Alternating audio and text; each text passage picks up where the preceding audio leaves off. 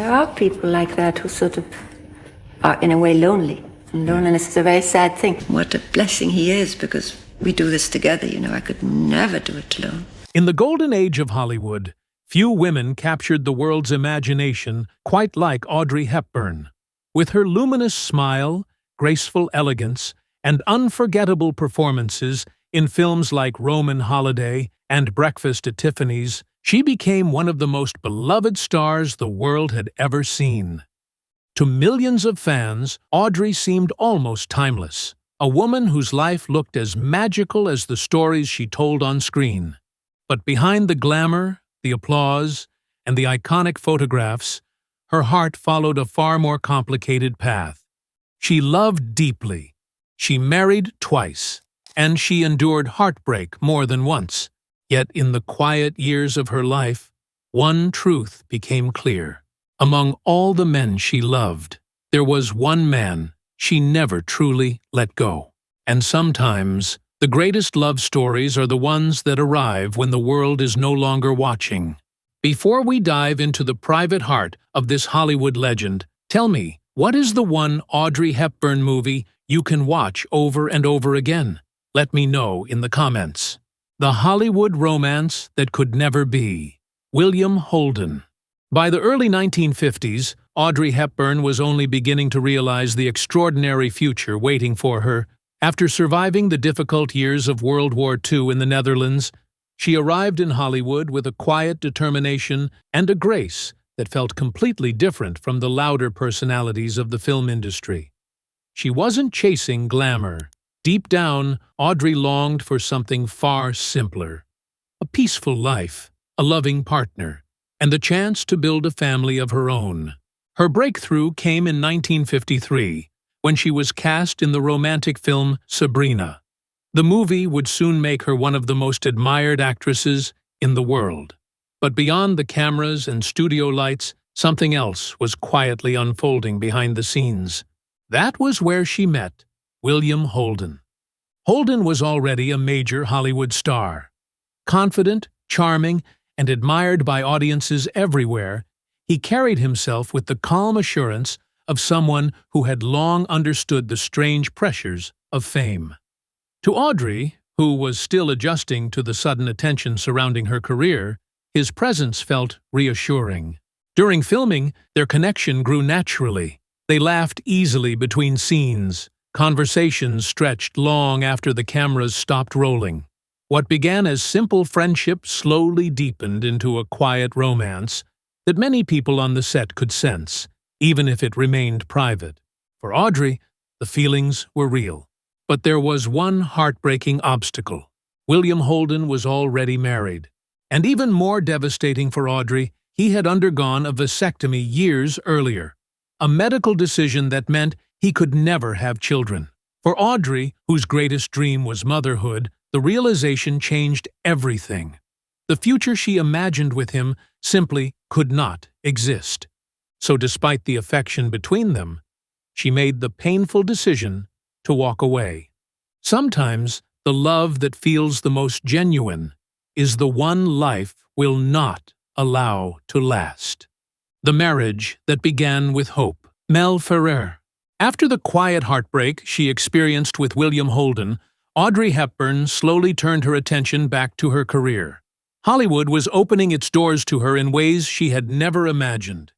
Yet, despite the growing fame and admiration surrounding her, Audrey still longed for something far more personal than success. She wanted stability. It was during this time that she grew closer to Mel Ferrer. Ferrer was not just another actor in Hollywood. He was thoughtful, intellectual, and deeply passionate about the arts. A talented performer and director, he shared Audrey's love of theater, literature, and storytelling. Their conversations often moved beyond the usual small talk of Hollywood parties, drifting instead into discussions about creativity, philosophy, and life. For Audrey, the connection felt refreshing. In 1954, the two married in a quiet ceremony in Switzerland. At the time, many people believed Audrey Hepburn had finally found the partner she had been searching for, someone who understood both her career and her sensitive nature. For a while, that hope seemed real. They worked together professionally and supported one another's artistic ambitions. Ferrer even directed Audrey in the stage production of Ondine, a performance that would later earn her a prestigious Tony Award. The couple appeared elegant and united in public, admired by fans who saw them as one of Hollywood's most graceful pairs. In 1960, Audrey gave birth to their son, Sean. For her, motherhood brought a kind of happiness Hollywood could never match. Friends often said she seemed calmer and more fulfilled after becoming a mother. But behind the elegant photographs and red carpet smiles, their marriage slowly began to change. Hollywood pressures, demanding schedules, and quiet tensions began to create distance between them. Rumors of jealousy and personal disagreements circulated quietly through industry circles. After 14 years together, the marriage finally came to an end in 1968. Sometimes a love that begins with hope slowly fades into something quieter. And once again, Audrey Hepburn found herself searching for the peace she had always wanted. The man who promised a new beginning, Andrea Dotti. After her long marriage to Mel Ferrer ended in 1968, Audrey Hepburn entered a quieter and more reflective chapter of her life. Hollywood still admired her, and offers for major films continued to arrive. But the actress, who had once dazzled audiences across the world, was slowly beginning to step back from the spotlight. What Audrey wanted now was something far simpler: peace. It was during a Mediterranean cruise in 1968 that she met Andrea Dotti. Dotti was an Italian psychiatrist, intelligent, charming, and very different from the men Audrey had known in Hollywood. Where actors and producers often lived dramatic public lives, Dotti appeared calm and thoughtful. For Audrey, the relationship seemed like a chance to start again. In 1969, the two married in a quiet ceremony in Rome. Many of Audrey's friends hoped this new marriage would finally give her the stable and private life she had always dreamed about. Soon after, she gave birth to their son, Luca. Once again, motherhood became the center of Audrey's world. She spent much of her time in Italy and Switzerland, focusing on raising her children rather than chasing new film roles. For a while, life felt balanced and hopeful. But slowly, cracks began to appear in the marriage. Reports began circulating that Dotti was involved in relationships with other women. At first, Audrey tried to ignore the rumors. She had already experienced heartbreak once, and she desperately wanted this marriage to succeed. Yet the whispers continued. Over time, the distance between them became impossible to hide. The quiet life she had imagined was slipping away once again. By the early 1980s, the relationship had reached its end. Audrey and Andrea Dotti eventually separated, bringing another chapter of her search for lasting love to a close. For Audrey, the disappointment was painful but familiar.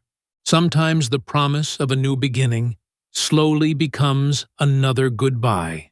The quiet years away from Hollywood. By the late 1970s, Audrey Hepburn had already lived a life that most people could hardly imagine. She had been one of the most celebrated actresses of the 20th century, admired across the world for films like Roman Holiday, Sabrina, and Breakfast at Tiffany's. Her elegance, kindness, and unmistakable style had made her a symbol of classic Hollywood. But by this stage of her life, fame no longer held the same appeal. After the end of her marriage to Andrea Dotti, Audrey made a quiet but important decision. Instead of pursuing more film roles and public attention, she chose to step away from Hollywood and focus on what mattered most to her: her children. Audrey often said that motherhood brought her a deeper happiness than any award or standing ovation ever could. She devoted herself to raising her two sons, Sean and Luca, trying to give them the stable childhood she herself had rarely known. These years were quieter than the glamorous decades that had come before, but they were also deeply meaningful. Audrey spent much of her time between Switzerland and California, enjoying a life that felt refreshingly ordinary compared to the whirlwind of Hollywood. Yet another important transformation was also beginning to take shape. During the 1980s, Audrey began dedicating more of her life to humanitarian work with UNICEF. Having experienced the hardships of war as a child, she felt a strong personal connection to children suffering around the world. She traveled to some of the most difficult regions on Earth, speaking openly about poverty, hunger, and the need for compassion. In many ways, this mission gave her life a new sense of purpose. The young actress, who once charmed audiences on the silver screen, had become something different. A voice for those who had none. And during this quieter chapter of her life, when fame mattered less and compassion mattered more, someone new quietly entered her world. A man whose presence would bring a kind of peace she had been searching for all along. The man who entered her life quietly, Robert Wolders. By the early 1980s, Audrey Hepburn was no longer the young actress racing from one film set to another. The years of Hollywood glamour had slowly given way to a quieter life, focused on family, reflection, and humanitarian work. She had known love, marriage, and heartbreak. And perhaps more importantly, she had learned that fame did not always bring the happiness people imagined from the outside. It was during this calmer chapter of her life that she met Robert Wolders. Wolders was a Dutch actor who had worked in both European and American television, but he lived far from the chaotic spotlight that surrounded many Hollywood stars. Thoughtful, gentle, and deeply respectful, he carried himself with a quiet confidence that felt comforting rather than overwhelming. For Audrey, that difference mattered. The two met around 1980, not through the noisy world of film premieres or studio parties, but through mutual friends. Their connection developed slowly, built on conversation, understanding, and shared experiences rather than public excitement. In many ways, Wolders understood Audrey in a way few others could. Like her, he had lived in Europe and carried memories of the war years. Their cultural background and calm personalities allowed them to communicate easily, without the pressures that had surrounded many of Audrey's earlier relationships. Unlike her previous romances, this relationship was not dramatic or widely publicized. There were no sensational headlines, no public scandals, and no intense Hollywood spotlight. Instead, there was something far quieter: companionship. They spent their time traveling, enjoying peaceful days together in Switzerland and California, and supporting Audrey's growing humanitarian work with UNICEF. Friends who knew them during these years often noticed something different about Audrey. She seemed relaxed, comfortable, and emotionally at ease. After years of searching for stability in relationships that had often been complicated by fame and expectation, Audrey Hepburn had finally found something rare: a love that felt calm. And sometimes, the love that arrives quietly becomes the one that matters most. The one man she truly loved, Robert Wolders. As the years passed, Audrey Hepburn began to live a life far removed from the dazzling Hollywood world that had once defined her. The film sets, premieres, and flashing cameras had gradually faded into memory. What remained instead was a quieter existence filled with family, humanitarian work, and the calm companionship of Robert Wolders. By this stage of her life, Audrey had experienced more than her share of romantic storms. Her early heartbreak with William Holden, the long and complicated marriage with Ferrer, and the disappointment of her relationship with Andrea Dotti had all shaped her understanding of love. But with Robert Wolders, something felt different. Their relationship was not built on the intensity of Hollywood romance or the excitement of public attention.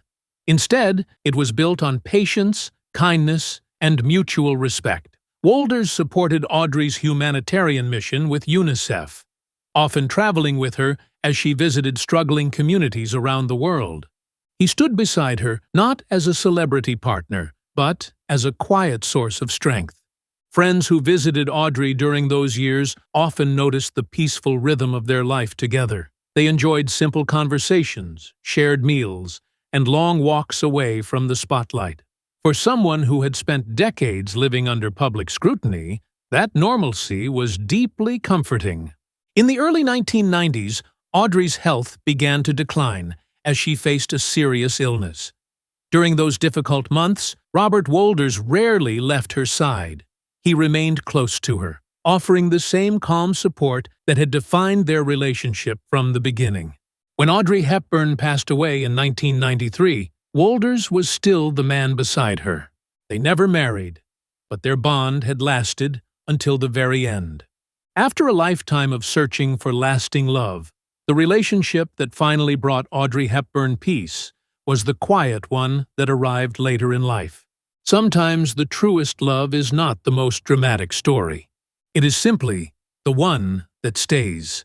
The life of Audrey Hepburn reminds us that even the brightest stars carry deeply human stories.